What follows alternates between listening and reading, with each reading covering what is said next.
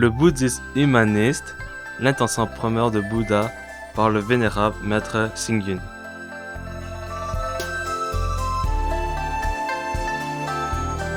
Chapitre 2. Comment vivait Bouddha dans le monde des hommes? Quand on parle de Bouddha, à qui pensez-vous? Un dieu qui va et vient sans laisser de traces? Un indicateur ou un penseur qui parcourt l'Inde pour prêcher le Dharma?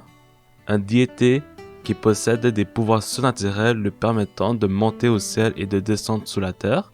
Ou encore un sage qui, tous les jours, se sert de sa bienveillante compassion et de sa sagesse pour se libérer et libérer autrui conscieusement. Bouddha est né il y a plus de 2500 ans à Kapilavastu, dans l'actuel Népal, sous le nom de Siddhartha Gautama.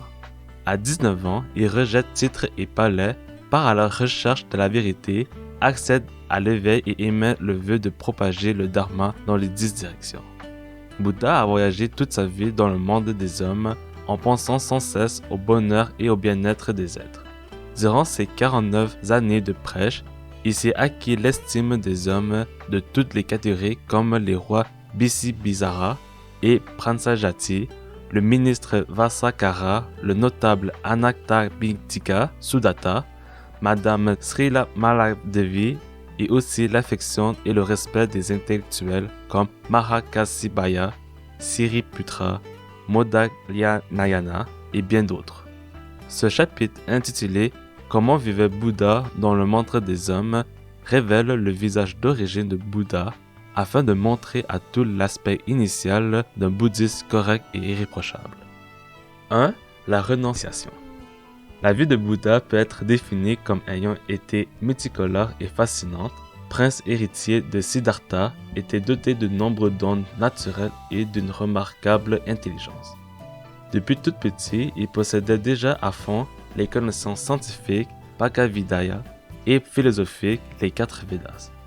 La vie au sein du palais royal lui permettait d'avoir tout ce qu'il voulait et même d'accéder au trône sous peu et de servir de l'autorité politique pour gouverner le pays et la société.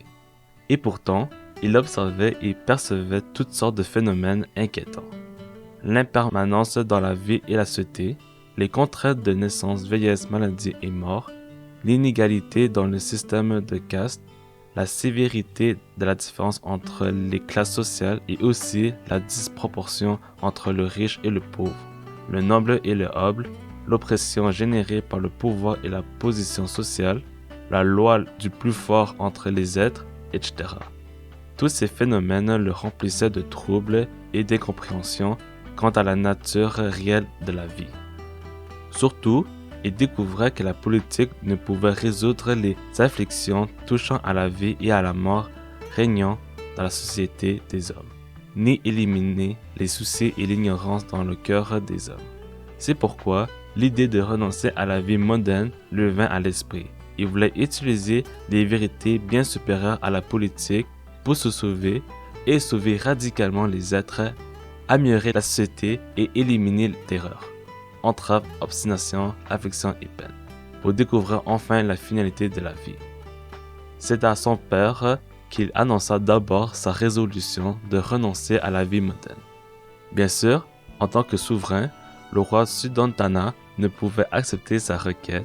Au contraire, il persistait à lui dire qu'il devait se soumettre à la loi mondaine, lui succéder sur le trône et prendre en charge la responsabilité et les devoirs attachés au gouvernement du pays.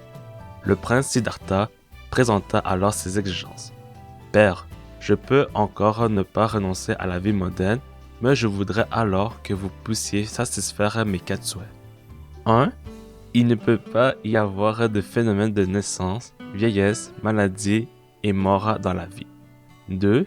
Le cœur ne doit pas subir de contraintes, de tristesse ni de souffrance.